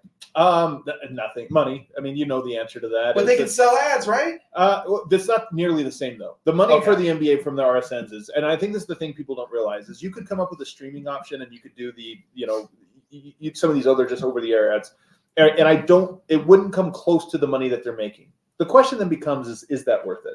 And I think the thing that Ishbia in Phoenix is calculating is he's making a bet that one, he doesn't need the money. I think we'll see if he's right about that. And then two, he's making a bet that he's going to grow the Suns into this juggernaut that will eventually pay off down the road. I'm going to make 8 million Phoenix Suns fans in the Phoenix area, and in 10 years, it's going to pay off. I don't know if that second part. I don't know if either part of that bet is right, and we'll see if this thing does. It's so cool. It's very cool. This is the thing about it is I think about this stuff a lot. NBA owners have made an enormous amount of money. It has been a gravy train for 15, 20 years, really since the Cronkies got into it. I do worry that the gravy train is over, and I don't worry about it because I care about these guys making money. I do just wonder if we're going to enter this place where we got kind of fat, and now there's a little bit of a lean era and the ripple effects. And I think that'll be the real test of all this. And I think the Cronkies are very low risk. Because they have positive traits and negative traits. I think they're very low risk people. And to do what Ishbia is doing is a little, I don't want to say reckless. I love that he's doing it, but it's high risk. Yeah. And I do wonder if the things are going to change. There's a new TV deal being negotiated right now nationally. I do wonder if things are going to change in a way where some of these guys that are spending recklessly go, oh, we're not always going to make $1 billion every 5 years in equity of our team. That stops. The billionaires are definitely ones that if somebody says, hey, this will only make you this much money, but you need to make this much money, they'll be like, oh, pull the plug. Right, yeah. So that's generally how they operate. It is, whatever the circumstances are, you have to agree it's criminal that they have been off the airwaves for this long. Now, I went and got the DirecTV product, so I have it. So they haven't. They haven't been off for me. Technically, no. You know, I don't know. But you're not on over the air. You're not on Comcast. But why do people love Comcast so much? That's what I understand. They're the biggest, but they're by far the biggest product. Well, I like where you're going with this because think about this: they used to be on regular television. The NBA, my entire youth, they were. The NBA as a whole made the move to go to cable. The NBA made a conscious decision to serve a smaller audience but make more money. That was a conscious decision, and that gravy train lasted 20 years to where now that paradigm has shifted once again. And you're right; it's different now. There's probably going to be less money, but they never thought less money. You need less money and more eyeballs. That's how you grow your. That's how you grow your brand. I'm with you. First of all, I just want to make it clear. I do think that teams are not just businesses; they are also public. It's a public trust. It's a public trust, and Absolutely. you do owe it to your people to say, you know what, this is a thing that like holds a city together. I honestly believe this. Oh, I don't think it's a total coincidence that we had like our worst social year ever. The same year sports got cut off for 6 months. I don't think it's a total coincidence. They do hold a city together and they bring people together. So you owe it to sort of provide it to people. I'm just pointing out that the NBA made a conscious decision 20 years ago, something the NFL did not do. The NFL's always been on regular television. And the NBA said, you know what, we can make a little bit more money if we serve half the audience. And now that that's changing, the idea of going back and losing money again, but serving it to everyone seems so foreign. That didn't always seem foreign. Classic billionaire thinking, right? They'd be like, well, we'll make more money, but less people see it. When all they talk about is exposure. They want the most exposure possible, but they seem to be doing the opposite. I grew up in the Chicago area. Grew up in the Jordan era. Big basketball. Congrats. Yeah, thank you. Senior in high school when I was at a keg party when Jordan did the famous over to the side shot right there. All good times. But I remember when they changed to Sports Channel and they took it off regular TV. This is probably late 80s maybe. So it happened there a long time ago. And they took the Blackhawks and whereas Colin likes to call them the Blackhawks. Yeah. There you go. Sounds the same to me. And the Bulls. But at the same time that you had like the Cubs also on the WGN local, but then that was spread around. That's why there's so many Cubs fans here. Cable. Because WGN was on. They were on channel. They were on channel 20 on the UHF dial. NHL is a perfect example of that, and you can barely watch NHL. Like if you have ESPN Plus, there's a lot of games on there. But not only can you not watch the Avalanche, but you just don't have a random game on. It's not going to be on. Maybe on NBC sometimes on Saturdays, but that's few and far between. It always just seems counterintuitive to do that to and take less people off. Is so good. Oh, it's It is. It is so good. They have got such a killer lineup. It's a top 5 RSN. Honestly, for the NBA at least, I think. Like I watch all of these ones, and they're well above all of them in almost every category. Great awesome. Personalities. Oh yeah, for sure. Let's talk about the jerseys. The new jersey. Now this of course. So it's so weird that like I will like see something in the morning, like some horrible thing happens across the world, and then 3 hours later, my mother-in-law will be like, "Did you hear this?" And she's getting her news like way later than I am because I'm seeing it on Twitter. So of course the jersey, the new jersey unveiled, the Nuggets City Edition was unveiled. Lead, sorry, and So Lead. that's real. I missed this. I haven't seen it. Oh, you haven't seen it? And I love spending money at the team store. It's just a picture of Carrot Top for some reason. Oh, I don't know what Shocking it is. choice. Yeah, it's really a bizarre choice. But of course, that goes around like I don't know when that happened, about 10 o'clock, and then it was just all around and it was all over the place. So yeah, it's pretty weak. Adam just showed me. It's pretty not great. It's pretty basic. I mean, it's fine. I like kind of the mountain thing going on, but seems like they use the same font from before, but a lot of them, like the Indianapolis one, looks really bad. Like it's got some like splatter on the side. It's like really fucking joke. So any chance that that's going to be a fake out, like the ring? Maybe? No, I'm pretty sure that's real, right? I would be surprised, but But here's the thing. I So don't like it. the NBA seems to do this, and I know people are like kind of like conflicted because they love getting these new jerseys, new looks. Then of course they hate them, but the NBA keeps turning them out because it's like they just kind of they keep people interested with it, right? Yeah. Because baseball, they try to do it. The Rockies have one of those, whatever. Like football rarely changes. Maybe they'll wear a throwback, Right. But football will rarely change. Seems like the NBA changes all the time. Does that dilute the brand at all, do you think? 1,000%. And by the way, this is a real Nike problem. Like when Nike took over, they just wanted to sell new jerseys. They need to be different, so they're doing all those things. And I also just think their concepts, they'll explain their concepts sometimes, and you're like last year's, we call them the COVID blues because it looked like a COVID test, the little blue marks on the side. But they said, oh, we drew inspiration from the iconic Union Station. I remember thinking, you guys are trying too hard, man. You're trying too hard. This is really dumb. But this is also a Nuggets problem. If you look at the Nuggets from the David Thompson era to the Alex English era, I know there's a little overlap there, to the 90s, to the 2000s, to now, that looks like 5 different teams. Oh, yeah.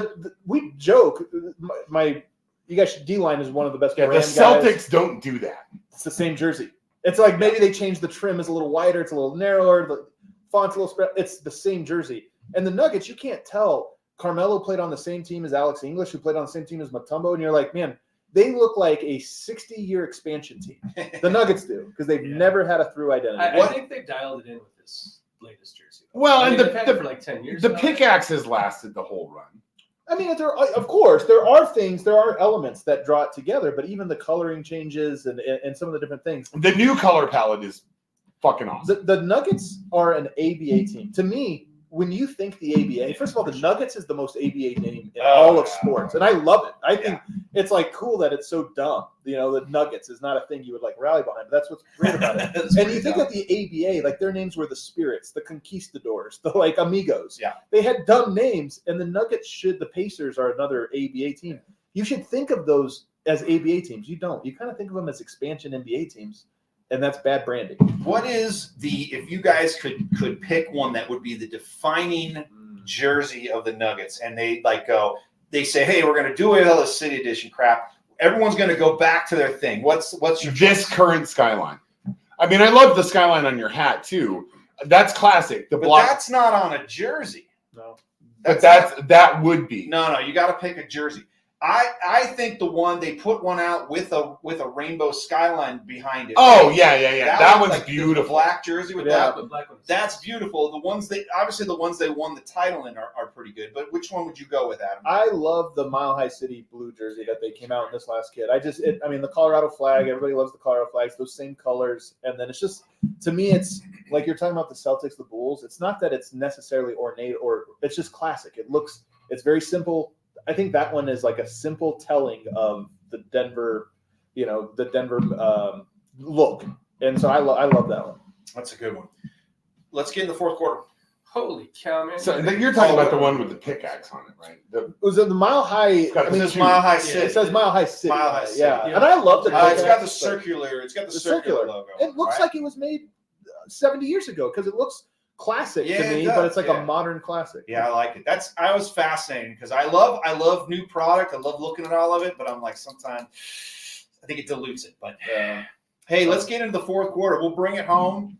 We got to talk a little Broncos because that's when we talk our Broncos. Mm. Yeah, we got to talk Broncos because I want to know what our guest thinks about the Broncos. Oh, I need to shit. get his input on the Broncos. It's gonna be a So quick let's- fourth quarter here. Let's take a quick break. We'll be right back.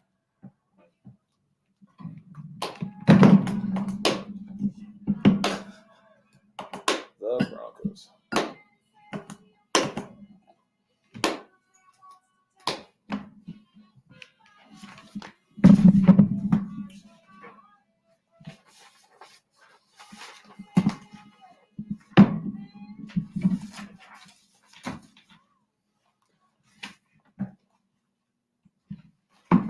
Okay. Cool. Yeah, we're just shy of an hour, so we go a little long on this. It's totally fine. So. Yeah, how's your time, Tad? I know you're busy. Oh, guys, not busy at all. I need tonight. Really? I ain't got shit tonight. Oh, cool. Wow. Well, I let's know. hang out. Don't rush for me. Well, you're just about to get busy though, right? So Tomorrow I got a pretty full day. I'm launching. Tomorrow's gonna be awesome. Oh yeah. Oh, I guess I can't say we're live on the air. I got a cool project coming up. I'm very excited to announce next week. cool. Very, very cool. Good. That's awesome. You really should go for at least see the banner go. And then I check out. know. It'd be a lot of work just to go though for that a little bit, but I probably will. It's, I don't know. It was cool to be in Scott's the gonna be there. I'll be there. I'll be there. York Street Cafe. That's what it was called? Yes. The York Street Cafe. So it was before the bank. Man, and after the New Yorker. All right. That's what I I'm thought telling you, it this was. would be a cool little history. I read something in like an old article about how York and Colfax was the entry to Denver at a certain point in time. That was like that's where things picked up. So when you crossed York on Colfax, it was like we've arrived in Now Denver. you're in Denver. Yeah. So I think that's kind of Yeah, cool. that sounds about right. Did you hang out in that area much before the bar? No, I never. I mean, I don't know if I ever was inside it, to be honest with you. Perfectly honest. I think I was at Three Lions once or twice. I spent a lot of time at the Lions Lair. A lot of time. Yeah. Yeah. I think those bars are cool, man. I like Oh, those. they're fucking awesome. The Yeah, I'm guys so at glad they're Colfax still are there. the best. I love them. Yeah. You get the Bluebird right down the theater. Twist and Shout moved there like 20 years ago or something. How long ago did that happen? Oh, it's been that long, maybe longer. PS Lounge. Oh, It's fucking awesome. yeah. So good. Yeah, many hours spent there. Yes. Yeah, PS Lounge is great. I love PS Lounge. What's that? Is it Enzo's? Is that the place? Enzo's is the pizza place next to it. Yeah, it's it's so good. Well, that's why anytime like there's like a Bluebird show, like someone's like, oh, there's someone's going to play the Bluebird. I'm like, oh, go to the PS Lounge, have some Budweisers. We did that for seeing the Sword. That's were at right, we PS did, Lounge. didn't we? Yeah, I love it. It's been a while since I've done that. I know. Same. I find that the bands I don't know, 20, 30 years ago, all the bands I liked played the Bluebird, and now none of them do. Yeah, I don't know anybody who plays there now. It's all changed. All things. All right. All right, I got a read and then song. Reading a song. All right, I'm gonna play another cliche song. Has to be done though. Are you good with your song? Yep. Okay, you're good to read.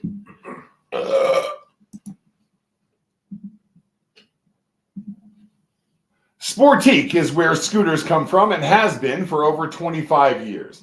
And now Sportique is also the place for e-bikes. E-bikes from Scootstar, genuine scooter company, and the Jackrabbit, the 20-mile-per-hour, 20-pound mini machine that fits comfortably in the trunk of a car.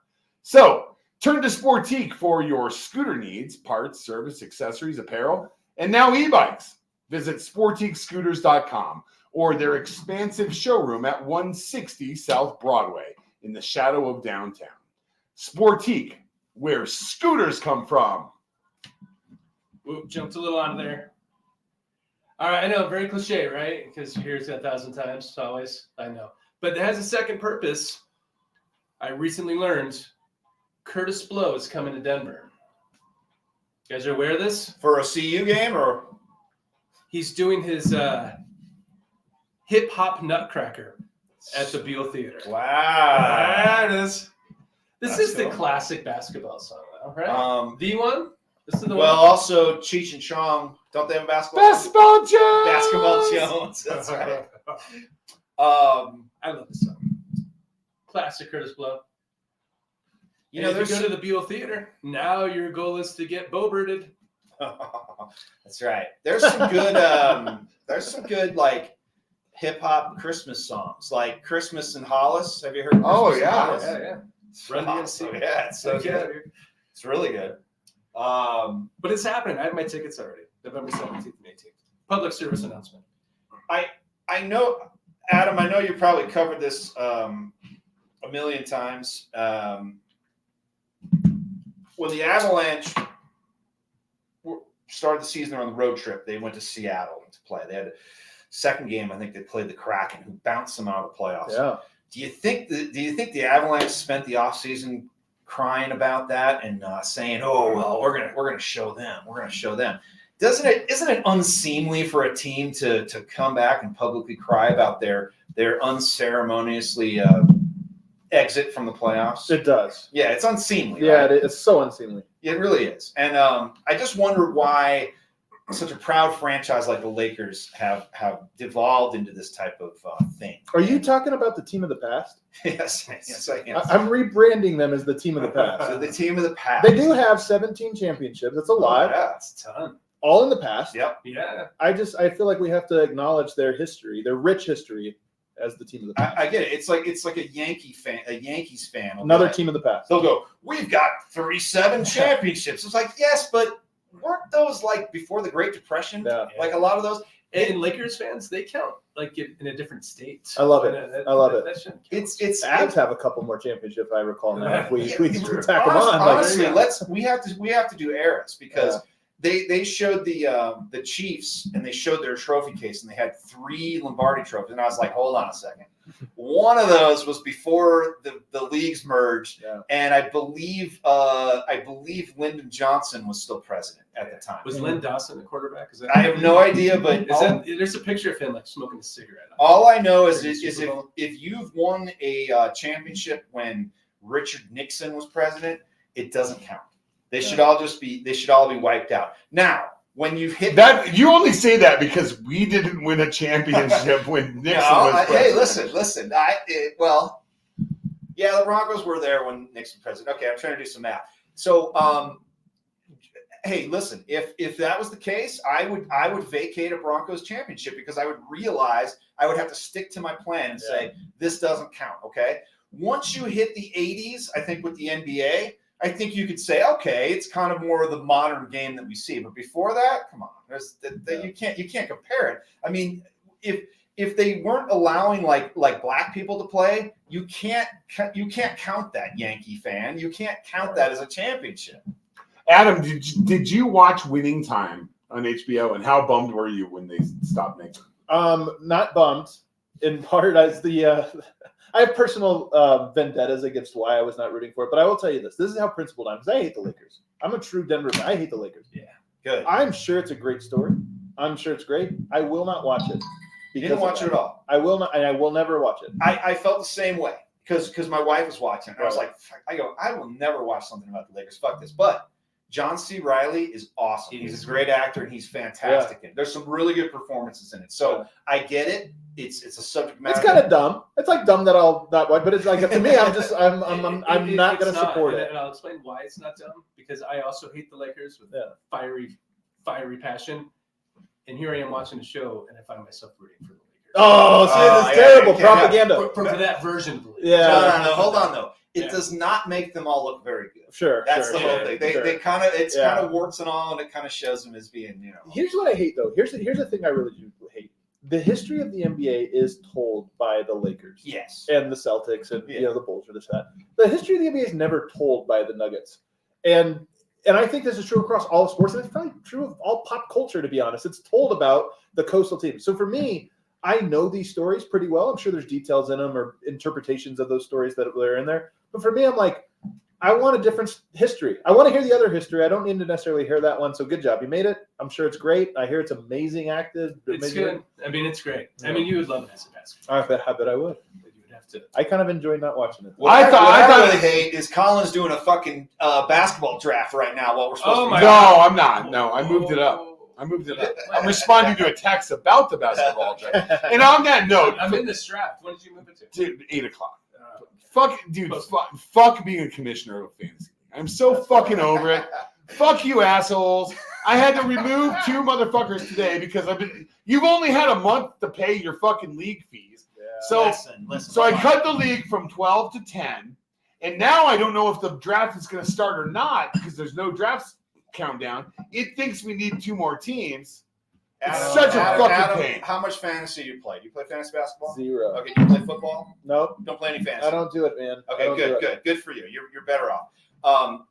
I run a bunch of leagues, and I never have this problem. You know why? Iron fucking fist, baby. Iron fucking fist, and I don't let anybody get away with shit. That's a great way to be. That's the most important trait of a commissioner. Oh, we didn't even absolutely. talk commissioners here, but I have David Stern. You could tell my life story between thinking David Stern was the worst person on earth to being like, man, what a great commissioner. You know what ran really well when he was at the helm? The NBA. Absolutely. Yeah, you don't know what you got till it's gone, right? I am We've had that on here before. Yeah, absolutely. And by the way, I'm getting a lot of information about the topic you're asking about the bar. I'm going to tell you off camera because I just read some of it. And I can't Really? I can't say it All right. on here. Okay. I'm pretty sure from what I saw, I was like, oh, we're gonna have to save that till later. So So this is for the DNVR. The yeah, history what of was the what bar. DNVR was before that. So but I wanted to ask Adam about Brandon Spano. Yeah, Just talk to us a little bit about this guy, the All City Denver Sports Network. I mean, he is running around like a chicken with his head cut off. I used to be able to get a hold of Brandon anytime I wanted to and talk about barbecue. Me talk too. about barbecue. Now I can hardly reach the guy. Yeah. He's always in Timbuktu. He's got a million things going on, and I'm just want to hear your perspective on him and talk about what motivates him and how he created this thing that is All City Sports. I mean, he's a force of nature. Honestly, like I'll give you a story about him. I was out in Philadelphia just for like 3 days when we were getting ready to launch PHLY. And you're out there, the public will never know all of the little obstacles that come in the way. And it's like major things. You know, we're getting ready to launch a thing in 4 days, and all of a sudden this falls apart, and this guy's out, and how is anything going to happen? And he's just like a rhinoceros that it's like when he dies, he'll stop. Any other time, if All City came down to its last dollar, he'd be sitting there trying to figure out how to make that $2 and then how to make that $4. And that's just like his nature. So as I'm watching him operate, as well as the rest of the staff that's our expansion staff, you're watching it going, this shouldn't work.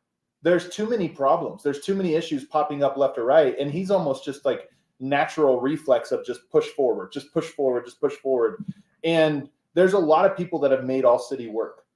There have been a lot of times when BSN prior to my joining or All City where it looked like, COVID hits and our bar closes. We opened a bar for 48 hours. We have to close it down. We don't have to stop paying on it. We have all this different stuff. But the culture of the way he operates is, well, then how the hell do we get out of this thing? Like everything's against us. So I think he's a lifelong learner. He's different. He's more capable now than he was 4 years ago by a long shot. And I know in 4 years, he'll be more capable in 4 years, but more than anything, he just is like a maniac in how he moves forward. And sometimes too much so. I think him and I are kind of like opposite people. I'm the guy that always says, well, hold on, there's problems here, and here. And sometimes he's like, well, let's not talk to He's Adam. like, go fast and break things. Go fast and break things. And then the team behind will pick up the pieces and make sure it works. But I'm telling you, early on in this, it drove me nuts because I was like, man, we need to do things smart. We have to set the table, this or that. But the longer we've done this, he's kicking over tables. He's kicking over everything. Sometimes we joke, but it really is breaking things where it's like, no, man, that's screwed up. But you need somebody that is just pushing forward at all times at an insane pace, or else you'll never get it done. And he's that guy. So this reminds me of a story. You guys can remember this one. Remember when Brandon came on and talked about BrandonSpano.com? Well, maybe. Oh, come on! You don't remember this? I think it comes up with this whole thing. I'm going to do this. I'm going to do that. And this is happening. This is happening. And then we found out afterwards that he'd never bought Brandon. So I bought BrandonSpano.com. He held it hostage. Yes. Oh my God, I forgot all about that. Did you forward it to like porn or something? Some porn site? You did something. So it's a little bit like, when you have a friend from college show up and they've got all these embarrassing stories about you. See, that's with Spano. See, that's like, we knew him a long time ago. So you're like, oh, remember this, remember that. But I'm sure he's like, just get those guys away from me. So he's always had the vision. He just didn't have the team behind him, right? Yes and no. To be honest He's with you, Elon. no, yes or no? Because I'll say this. Here's one thing. It's a tremendous team. Yeah. What you guys have. And the culture that you guys built is right. Is but I think the vision changed. And I think part of his, growth and process of all of this is, he is like, what is the plan? And we're going to get it done in a lot of ways. And some of it is obviously his vision. But a lot of it was Ryan Koenigsberg, one of the partners, D-Line, Eric Weedham, who's one of the smartest people I've ever met in my life. What's the vision? What's the vision? And then obviously myself, trying to create content. So for me, I think that there was a change in what the product was. And then it was like, okay, he's the guy to push this through. And I think the way it has evolved, DNVR is now 4 years old.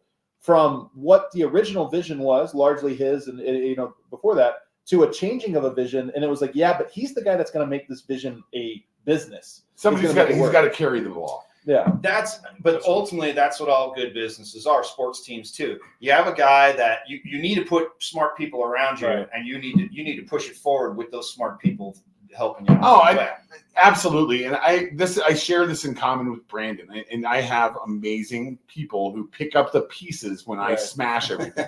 But when you need somebody to run through a brick wall, a guy like Brandon's good to have. It's unbelievable. And I'm telling you, it's so easy to critique people. You know this. It's so easy to critique people when they're going through things and making mistakes.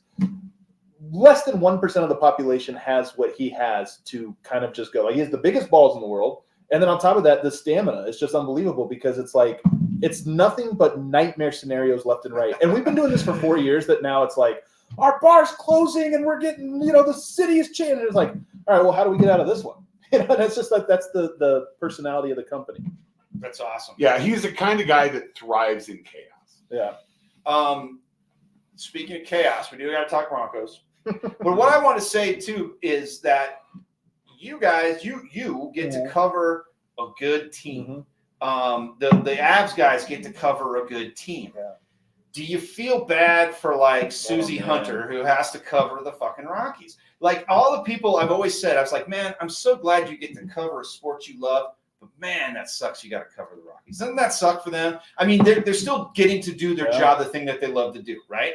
But they cover such a shitty team that it has to be like, man, I would love to be covering the Phillies right now, or whoever's in the baseball playoff. They might be out of the playoffs. I don't know. You know what I mean? Like, at least there's a built-in Broncos culture in Denver where it's like people are. It's eroding, but yes, it's eroding. That's an interesting topic in and of itself, in my opinion. But at least there's something where it's like, all right, a lot of people are passionate and they want to talk about the fall. Yes. Nobody wants to talk about the Rockies, including you, by the way. I know I just followed. One of the saddest things I ever saw was you put a tweet out something where you're like, I just don't care about the Rockies anymore. And I'm like, man, this is the worst. It's better to hate them than it is to not care about them. If there's apathy, that's the worst thing. Because I'll talk shit about the Broncos all day and the Walton Peeners because I love the Broncos and I want them to be good again. The Rockies, there's no chance they'll be good. There's no chance they'll be good. Yeah, but I always think about the poor people that have to cover. There's no hope. There's no hope. How do you come up with topics every day? Because our models obviously every day, and I think that all the time about our Rockies people. Where I'm like, because I'll ask, I'll be like, all right, give me the big picture story. What's going on with the Rockies right now? And this should be easy. And a lot of times it's, well, they got, and you're like, man, there's not even a story. There's not even an arc to follow. The story with the Broncos right now is I hate Sean Payton. I don't. He doesn't eat sushi. He hates sushi. How do you hate fucking sushi? I do not like that guy. I understand. Sushi isn't for everybody. Does everybody here like sushi? Oh, it's the best. Are you kidding me? I fucking love sushi. And he's like, I don't like sushi. So I just drove around the parking lot. I'm like, dude, you can go eat anything you want. You go to fucking Sushi Gen, they'll make you whatever you want. So you don't have to eat sushi, right? And I'm sure if he walked in there, they'd do whatever they want. That's a red flag for me. I don't like him, and I'm tired of rentals. I'm tired of this, and that's where the Broncos are eroding. We had a head coach who was ours. He left, went to another team, came back, hated that other team. They owed him money. Right.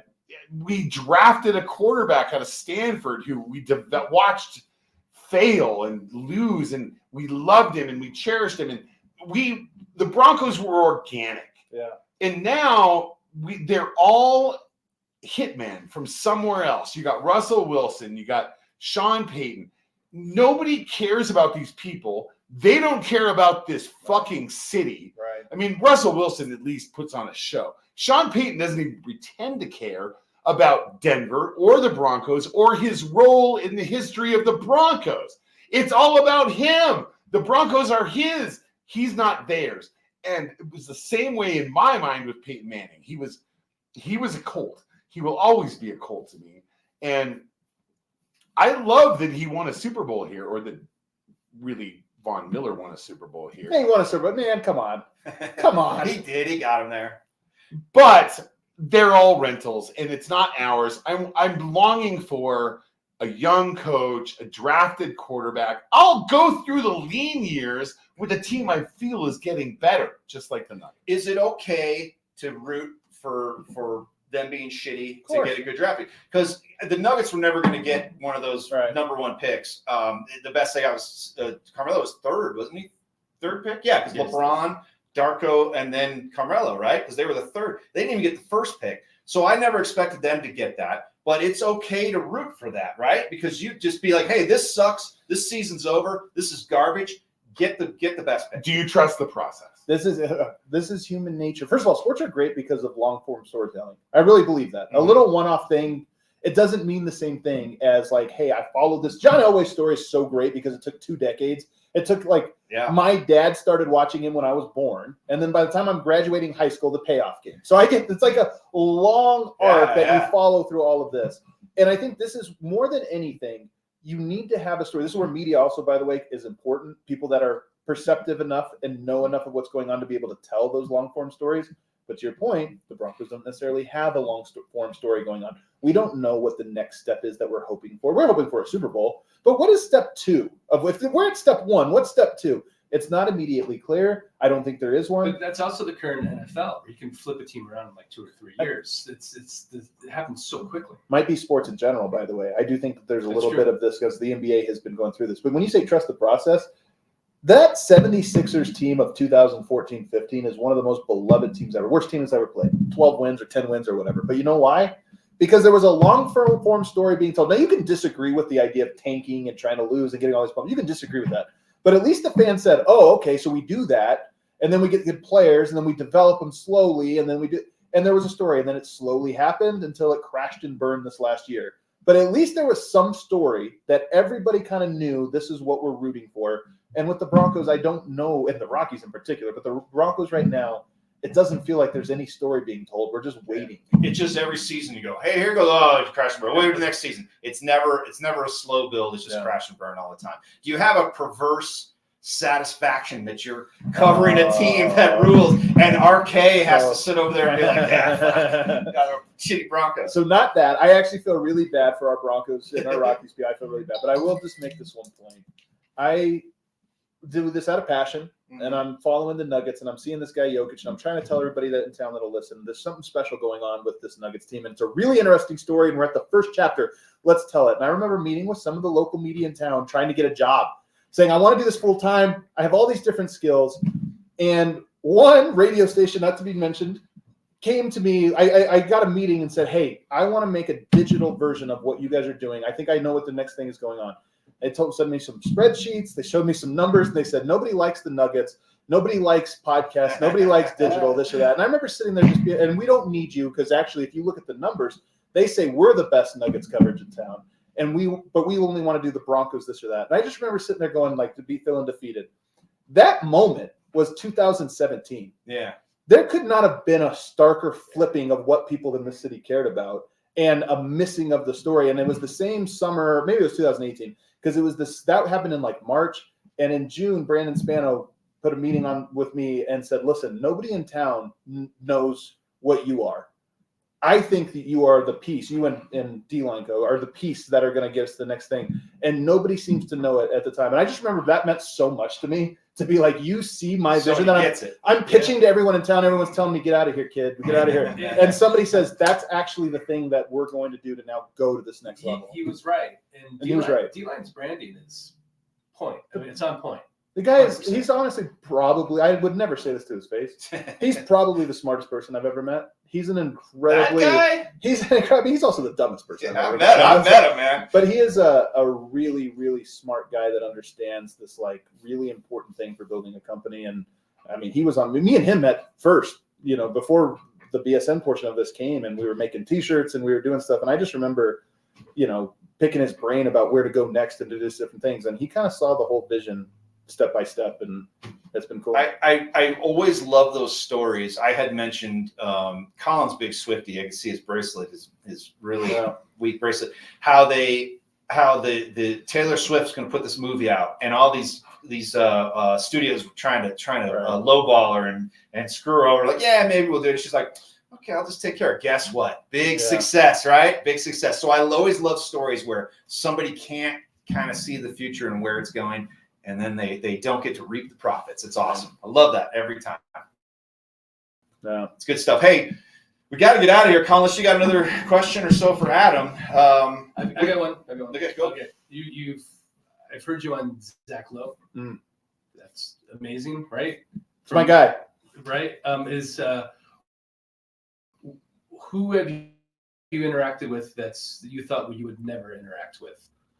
Man, because I don't come to this from the background, like it serves me that I don't have a ton of reverence in this like awkward way for the like Bomani Jones. I love. I don't always agree with him, but I really think he's interesting in it. And he came on my show one time and was like happy to do it, and we had a great interaction. I remember being like, "This is cool that I get to kind of be on the level with these guys." But to be honest, I think it's helped me that I don't feel that way about anybody in media because I never grew up idolizing. Not media. starstruck. I'm not starstruck because Yeah. they're just guys to me. And I love him, like Vic Lombardi. I love Vic. I think Vic DMAC you guys had last week is like I'm just like in awe of how well he can like. Dude's great. He's unbelievable. But again, I'm not starstruck by it. I'm just more like I admire it. Jeff Morton. You're starstruck by Jeff Morton. the I'm King of always Thornton, starstruck man. by Jeff. Hey, Oh, who is it? We all owe a lot to Jeff Morton, man. We all owe a lot to him. I love Jeff. Jeff, if you're listening, I love you. You're awesome. And got knocked over by John Elway. That's right. You know that story? He's told it a time or two. yeah. I love it. That's my favorite story. But I've changed it in my mind. I've like told people I've had a different like a version. blackout drunk Elway. Just get out of my way. Yeah, he went, fuck you. No, it was like, it was ended up being, fuck you. And his grandpa was like, hey, knock more keys. Like, fuck you. And I was like, Jeff's like, no, that's not how it happened. Then he whipped out a pistol and started firing. I was like, ah, shit. I guess I got that twisted in my mind, Jeff. So, well, let's get out of here. This is great. We went well over. I could keep going. It's the good ones that we could just kind of keep talking all night. But you know what? I had somebody go, oh, you should ask these questions, or you ended it too soon. I'm like, you got to leave them wanting more. You got to leave them wanting more. And if they want more of Adam, where can they find you? Give all your places that you appear. I mean, DNVR. The DNVR is the play. That's the one I always play. I do Locked On as well. Really good show over there. But DNVR, we got some cool stuff. So I have a big announcement coming up next week. This is the first time. This is like a breaking South Stands exclusive. I have a big new project coming up next week that'll be announced, I think, Tuesday or Wednesday. It's one of the coolest projects I've ever done. I think people are gonna be excited. Is it GTFO? It's GTFO. Don't GTFO. tell me it's a push to get Carmelo's jersey retired, because if not, we're ending this fucking show right now. It's actually a podcast with Mello. We're doing the history of the Nuggets as told by Carmelo Anthony. I'll be tuning into that one. It's gonna be for great. sure. So Really good. that's awesome, Adam. This is great. This is fantastic. I'm so glad you could make it in finally with us. When we rebooted, I was saying we've got to get him in. Scott was adamant too. Scott wanted to make sure you get in here, and it paid off. It was a great show. So thanks for being here. Thank you, fellas, man. This was awesome. I was like Mahrez or Morton, and they were both just like Mahrez. Duh. Don't do that. Don't do this. Don't do that. Come on. Morton will be in here. Yeah, We'll get we'll Morton get him in here. You know, we'll wait till the Nuggets season gets going. You know, There's still COVID. listen. Morton used to have me on his music shows. We'd sit there. Oh, And yeah. hasn't had me on in a while, so I don't know if I've fallen out of favor. Come on, Jeff. Yeah, Jeff, what's up? All right, guys. A friend of ours passed away a few weeks ago. Tragic accident. Went to his memorial over the weekend in Fort Collins at the CSU Ballroom. At his memorial, they played one song for him. This is going out to David Bartecki, and Excellent. ending it here with a Billy Bragg song. We'll get out of here. South Stands Denver Fancast. Adios. Your thing. We love you, Denver!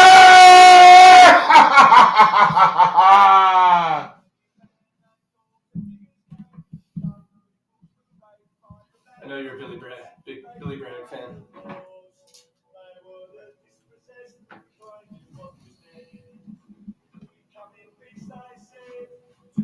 It made me think, like, what songs would I want played at my funeral? Say that again. It made me think when you're listening to what songs would I want to be played at my funeral. Dark, but I think about them too.